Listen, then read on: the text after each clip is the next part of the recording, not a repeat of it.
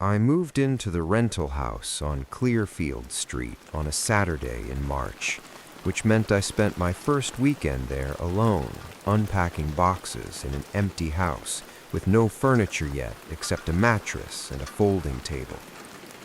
The street was quiet and residential.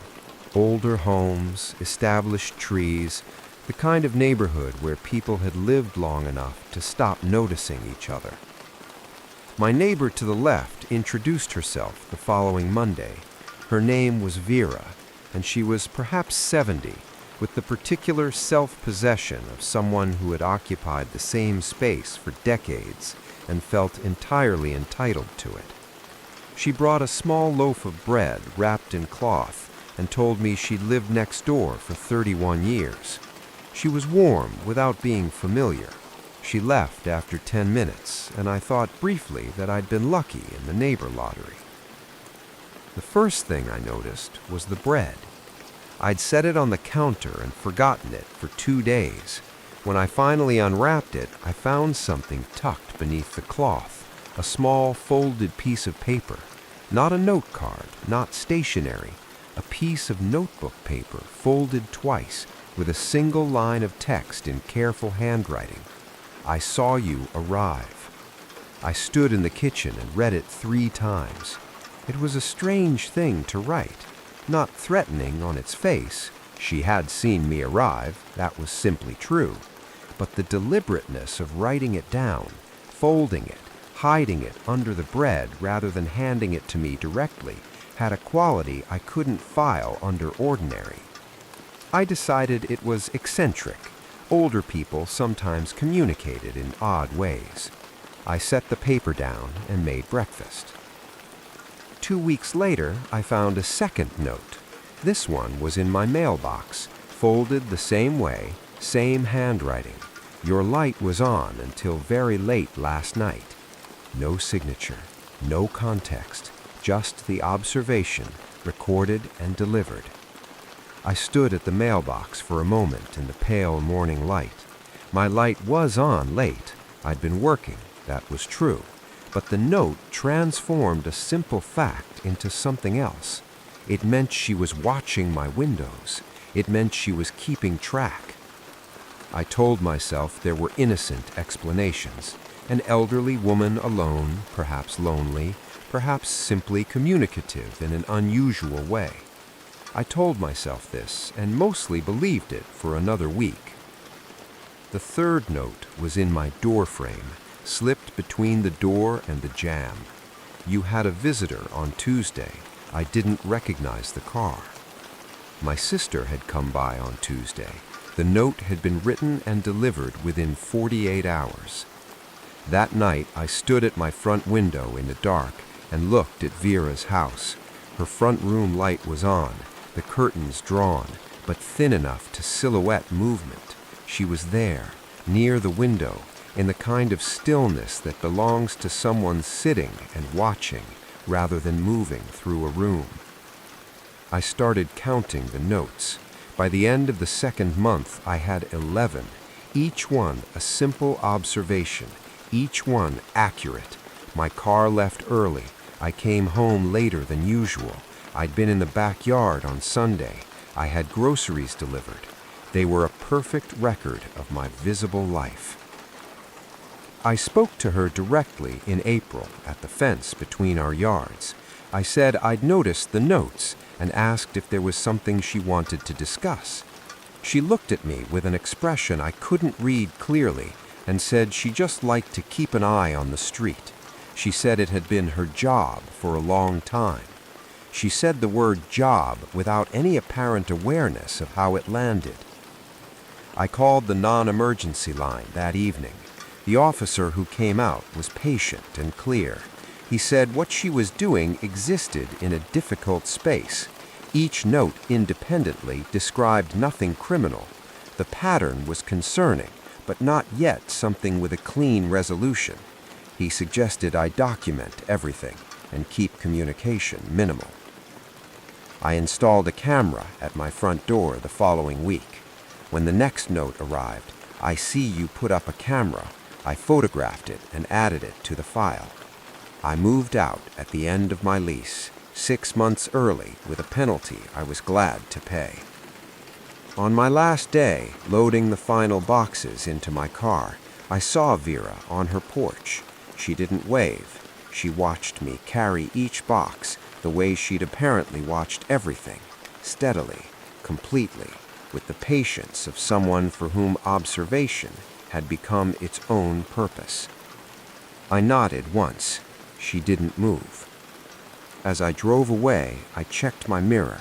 She was still on the porch, watching my car until I turned the corner and Clearfield Street disappeared from view.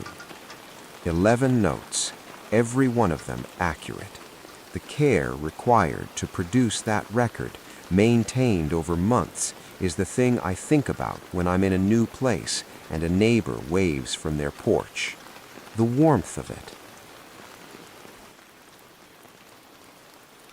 The building I moved into had 12 units, and the kind of thin walls that made neighbors into a permanent ambient presence, their cooking smells, their music at reasonable volumes, their arrivals and departures audible if your apartment was quiet enough.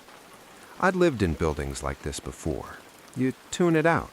You stop hearing it the way you stop hearing your own refrigerator. I was on the second floor, Unit 6. Unit 5 was next door. In my first week, I learned my neighbor's schedule the way you learn these things involuntarily. He left at 7:40 each morning, returned around 6, moved through his apartment in the early evening with a routine I could track through the walls without trying. Kitchen, then the room adjacent to my living room, then quiet. He'd introduced himself briefly at the mailboxes. Mid-30s, unremarkable, polite in the minimal way that urban proximity requires. We exchanged names I immediately forgot and went about our lives. The first unusual thing was the knocking. Not at my door, from inside the shared wall. A single knock, deliberate, at just past 11 on a Wednesday. I was still awake, reading on the couch. I sat up and listened. Silence for a moment. Then one more knock. Same location, same weight. I assumed pipes. Old buildings knock and shudder for reasons that have nothing to do with people, and I was familiar enough with this building's sounds to know its vocabulary was yet incomplete to me. I went to bed. It happened again Thursday. Same time, same wall, same 2 knocks with a pause between them. On Friday, I stayed very still and listened after the second knock. The wall was quiet. Then, perhaps 30 seconds, 3 soft taps, different from the knocks, lighter, the kind made by fingertips rather than a fist. I sat on my couch in the dark and thought about that distinction. Pipes don't make fingertip sounds. I started paying attention to the timing. Over the following 2 weeks, the knocking came on 9 separate nights, always between 11 and midnight, always 2 knocks, followed eventually by the lighter taps. I wrote them down. The pattern was consistent enough to feel intentional, but irregular enough that I couldn't be certain. I spoke to a friend who told me to knock back, just to test it. I did, once, on a Thursday night. 1 knock on my side of the wall. The apartment next door went completely silent. No movement, no sound. The quality of the silence on the other side of the wall was the kind that belongs to someone holding very still. I didn't knock again. I began to notice that my neighbor's schedule had changed. He was leaving later in the mornings, 8:30, then 9, and returning earlier. By the 3rd week, he was home by 4 most afternoons. The wall sounds in the evenings became more present, movement in the room adjacent to mine, pauses that lasted longer than activity warranted, the particular sound of someone near a wall rather than moving through a room. On a Sunday afternoon, I passed him in the stairwell. He looked at me for a moment before speaking. Not hostile, not warm, assessing. He asked how I was settling in. I said fine. He said he hoped the building wasn't too noisy. I said no, it was quiet mostly. He nodded and looked at the wall beside him briefly, the way you look at something you'd been thinking about. I reported the pattern to building management the following Monday. I described the knocking, the timeline, the change in schedule. The manager listened and said he'd speak to the tenant. He asked if I felt unsafe. I thought about it and said I felt watched, which wasn't quite the same thing. He changed the lock on my door to a deadbolt that week. He said the tenant had seemed surprised by the conversation, which he told me as if it were reassuring. The knocking stopped. The silence that replaced it was different from ordinary quiet. It was the silence of someone who had been told they'd been noticed. I became aware of it most at night when the building settled and the wall between Unit 5 and Unit 6 was just a wall again, theoretically at least. I lived there another 4 months before my lease ended. He and I never spoke again beyond nodding in the stairwell. Whatever the knocking had been, communication, habit, something deliberate that I had interrupted by reporting, I never found out. Some answers close themselves off before you reach them. The wall stays a wall, the silence stays silence, and you learn to sleep in it anyway. The house on my right had been empty for 2 months before someone moved in. I knew this because I'd grown accustomed to the particular visual quiet of an unoccupied property. The same car in the driveway, the curtains always in the same position, the absence of the small daily alterations that indicate a life being lived. When the new neighbor arrived, I noticed the change before I saw her. Her name was Marion. She arrived in early autumn with a moving truck and very few boxes, which I observed from my kitchen window without embarrassment. Watching a new neighbor move in is one of those activities that everyone does and nobody mentions. She was perhaps 45, deliberate in her movements, and she organized her porch before she'd done anything else. 2 chairs, a small table, a plant she'd clearly transported with attention. She knocked on my door that evening with a plate of cookies and a directness I found immediately likable. We talked for 15 minutes. She was newly relocated, working remotely, and chosen the neighborhood for its quiet. She seemed like exactly what she appeared to be. The fence between our yards was a low wooden structure, original to the properties, that separated the yards without meaningfully obstructing the view. For the first few weeks, Marion and I exchanged the normal pleasantries of people getting comfortable with each other's proximity. A wave from the yard, a brief conversation at the fence, the gradual calibration of neighboring. The first thing that troubled me was small. I'd been in my backyard on a Saturday morning, doing nothing particular, when I noticed Marion's back window. She was visible through the glass, standing at some distance from it, in the interior shadow of her kitchen. She appeared to be looking out toward the yard, toward my yard. People look out their windows. I did the same. I didn't interpret it as anything and went inside. The following Saturday, the same, and the Saturday after that. Each time I was in the backyard, not every time, but with a frequency that didn't feel accidental, I'd look up at some point and find that interior shadow in Marion's window. I tested it on a Wednesday afternoon. I went into the backyard and stayed there for 40 minutes, moving around and doing small tasks. 12 minutes in, the shadow appeared in Marion's window. It stayed for the remainder of my time outside. I went inside and thought about it.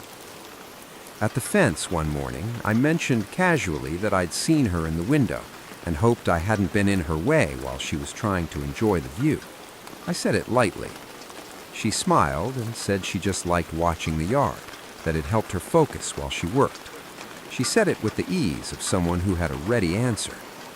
That readiness stayed with me. The conversations at the fence became more frequent, at her initiation, not mine. She would appear when I came outside in a way that timing made difficult to attribute to coincidence. We talked about nothing alarming. She was pleasant and thoughtful and asked careful questions. Did I have family nearby? Did I work from home or commute? Did I tend to stay in on weekends or go out? Each question was fine. The collection of them was a portrait. I started saying less, varying my schedule, coming and going through the side entrance rather than the front when I wanted to avoid the fence. I felt slightly absurd doing it and kept doing it anyway. On an October evening, I looked out my back window and found Marion in her yard at the fence line, facing my house. It was just past dusk. She wasn't doing anything, no gardening, no task, standing at the fence in the last of the light, looking at my back windows. I called a friend. I described all of it, the window, the questions, the timing, the fence. My friend was quiet for a moment, and then she said, "Trust your body's reaction to things, not just your reasoning." I brought it up with Marion directly the following day. I told her that I'd noticed a pattern and that it made me uncomfortable, and I said it without accusation or anger, just clearly. She was quiet through all of it, and then she apologized. She said she had a habit of paying close attention to people and that she didn't always realize how it registered. She said she'd be mindful of it. She seemed genuine.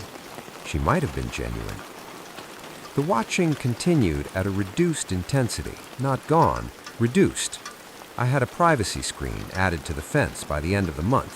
She didn't comment on it. We still wave. She still appears at the fence sometimes when I'm outside. I keep my yard time brief and my answers brief, and my sense of where she is at any given moment quietly accurate.